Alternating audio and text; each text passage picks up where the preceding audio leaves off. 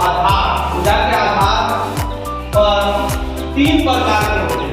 तीन प्रकार के होते हैं। पहला होता है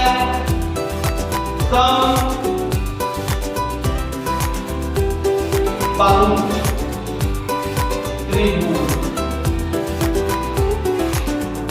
पहला होता है समबाहु त्रिभुज, दूसरा होता है समद्विबाहु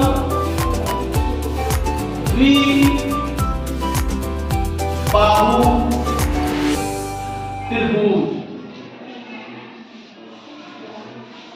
और तीसरा होता है विषमबाहु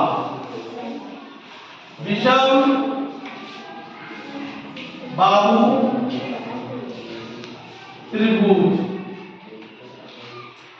त्रिभुज का तीन प्रकार होता है भुजा के आधार पर। किसके आधार पर? भुजा के आधार पर।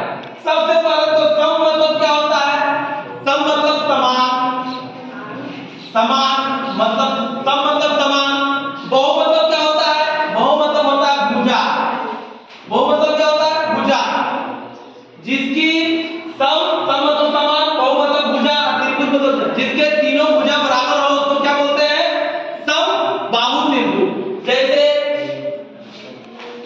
ये तीनों बराबर है, ए बराबर बी, ये ए हुआ, बी हुआ, ये सी हुआ, ए बराबर बी बराबर सी, यानी तीनों भुजा बराबर है। बाहु का मतलब क्या होता है? भुजा। सम का मतलब क्या होता है? समान। यानी तीनों भुजा आपस में बराबर हो उसको समबाहु त्रिभुज कहते हैं। अब ये देखो समद्विबाहु त्रिभुज। सम का मतलब होता है समान, सम का मतलब क्या होता है? समान। द्वि का मतलब होता है दो, द्वि का मतलब होता है दो, द्वि का मतलब क्या होता है? दो। और बाहु का मतलब होता है भुजा। बाहु का मतलब क्या होता है? भुजा। तो समद्विबाहु का मतलब हुआ कि आपस में दो भुजा बराबर हो। द्वि मतलब दो, द्वि मतलब क्या होता है? ये दो भुजा बराबर हो रहा है, ये भुजा और ये भुजा, यानी ए और बी भुजा, सी अलग हो रहा है, तो ये दो भुजा बराबर हो रहा है, तो इसको समद्विबाहु कहेंगे। जिसकी दो भुजा बराबर, यानी ए बराबर बी है ना, और सी मेरा बराबर नहीं है।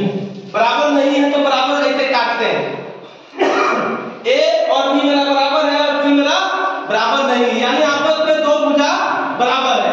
अब आ जाओ हम लोग आ जाते हैं विषमबाहु।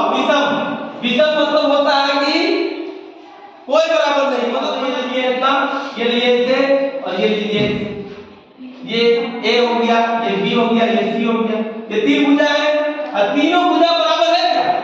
तीनों अलग अलग है। तो ए बराबर नहीं है, बी बराबर नहीं है, सी, ये तीनों अलग अलग है। इसको क्या बोलते हैं? विषमबाहु त्रिभुज। इसको क्या बोलते हैं? विषमबाहु त्रिभुज। तो आप लोग तुम लोग समझ गए होंगे कि त्रिभुज के भुजा के आधार से तीन, भुजा के आधार से तीन त्रिभुज का प्रकार होता है। सबसे पहला प्रकार क्या है? समबाहु त्रिभुज, जिसमें सभी भुजाएं आपस में बराबर होते हैं, है ना।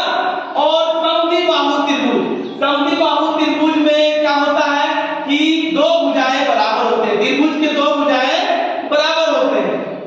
उसी तरह आप आ जाओ विषमबाहु। विषमबाहु त्रिभुज में क्या होता है कि कोई भी भुजा आपस में बराबर नहीं होगा, कोई भी भुजा आपस में बराबर नहीं होगा, है ना। तो हम लोग आज ये तीनों वर्ग का परिभाषा